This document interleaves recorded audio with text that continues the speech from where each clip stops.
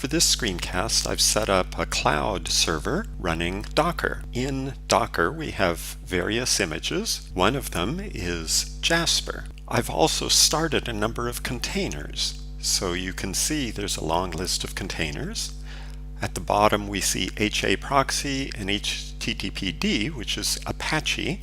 There's 103 listed, along with the heading and these two. That means I have 100 GemStone instances or containers running. If you look at top, you can see that there's 65 gig free and 15 gig used, with a lot of shared page cache monitors running and taking up about 1% of CPU each.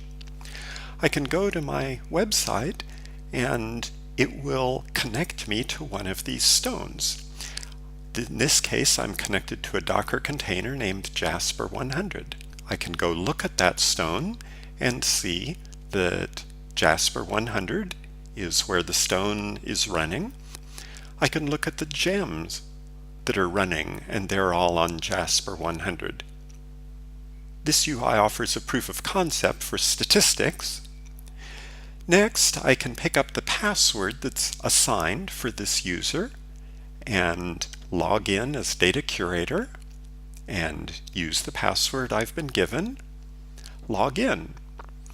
Now I can go to the gems and see version information about gems. Here we see that this gem is running on Jasper 100. Again, this node, this container for Docker. In the workspace, we have an opportunity to enter Smalltalk code. 2 plus 3, display it, gives us 5, as we would expect. There's a browser here. We can select the WebGS globals, the user interface as a class category, HTTP server as the class, request handler as the method category, and then look at the method handle request on. You can see the code with syntax highlighting, customized for Smalltalk. Classes could be viewed as well. Next, we'll log out, and again, we're on Jasper 100. If we were to open a different web browser, say Safari instead of Chrome, and go to the same site, it's now mapping us to a different Docker container. We got an error, so we'll refresh, and now we can see that we're in Jasper 101. Our stone, again, if we look at the version information for the stone, we're on Jasper 101. Our gems are running on Jasper 101. Here we have 4 of them. We want to sign in, so we'll go back to the home page, pick up our password. With the password, we'll go to the sign-in page, enter data curator, and then paste the password. Everyone wants to know my password.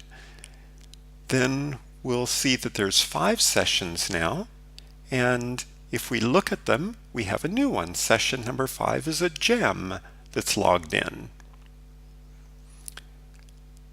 At this point, we'll log out, close this Safari window, browser, and then reopen it.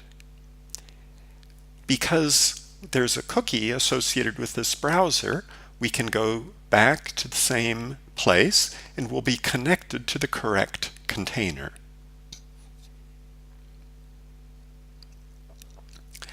Next, to show that we can connect to this from a rich client, let's note that there's a 50102 as a port number available. So I'm going to go to Jade, enter the host name for the front end, paste in the port number 50102, and attempt a login. At this point, the login will fail because I didn't give the correct password.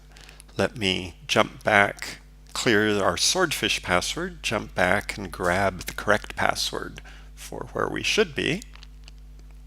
Paste that, do a login.